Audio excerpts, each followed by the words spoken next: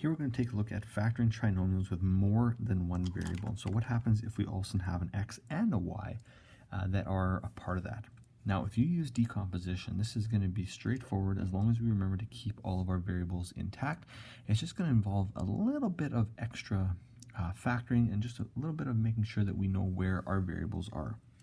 So x squared plus 5xy, which is just x times y, and then plus 6y squared. This is going to be our c value now.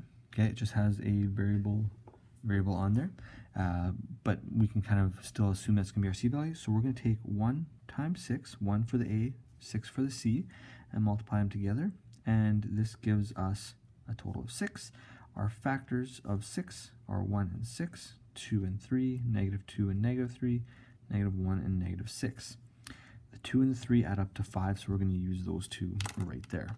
Now again, this is the same thing that we do for decomposition, and so all we need to do here now is split up our middle term into 2 and 3. So we're going to add 2xy, we're going to add 3xy, and then 6y squared. Now this is where the difference comes in, and this is where we have to kind of watch out for when we have two variables. Split it up the same way we normally would. Here, 1 and 2, so we're just going to take out a 1. Now both of them have an x, so we're going to take out an x, and this is going to be x. Now if we take out this x, it's gone, because we take out one x is gone, and we're going to be left with just 2y. And so let's just watch out for that and be aware of that. The second term here, we have a 3 and a 6, so we can take a 3 out of both of those, and each one has a y. Okay, only this one has an x, but they both have a y, so we're going to take out a 3y. When we do that here, we're going to be left with x. 3 divided by 3 is 1, and then the y's cancel out, so we're just going to be left with x. And then here, we're going to get 2, and y squared divided by y is just y. So you'll notice here that those again are the same. X plus 2y is one of our terms, and the other one is going to be x plus 3y.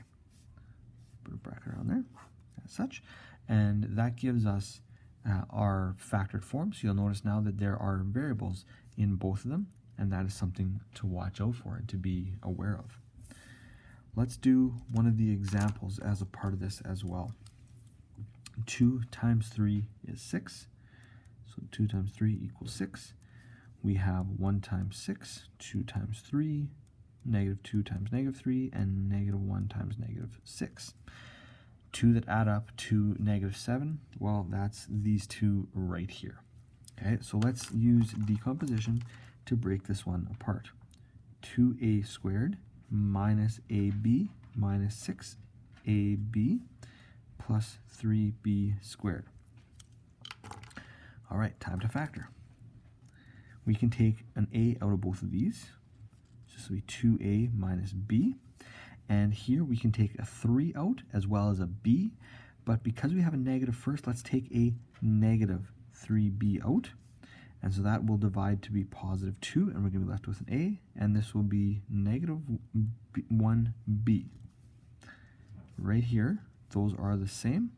2a minus b and a minus 3b. And those would be our two factors of our trinomial.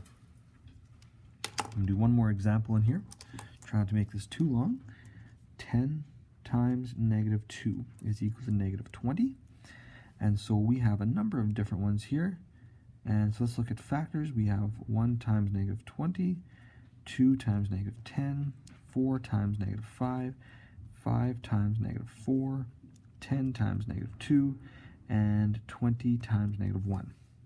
We have a negative 1, so the negative will have to be bigger right there. We're going to have 4 and negative 5.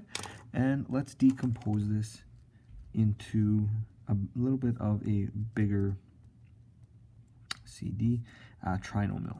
4CD minus 2D squared. All right, so we factor this. A 10 and a 5, we can take a 5 out of there, and each one has a C, so we're going to take out a 5C minus D.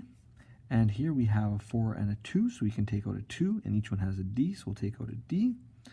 And this will be 2C minus D. These are the same, which again is what we're looking for. 2C minus D, and 5C plus 2D, and that is it in factored form. Okay. Again, we should be finding a C and a D. These two have to be the same. This will be our remaining binomial.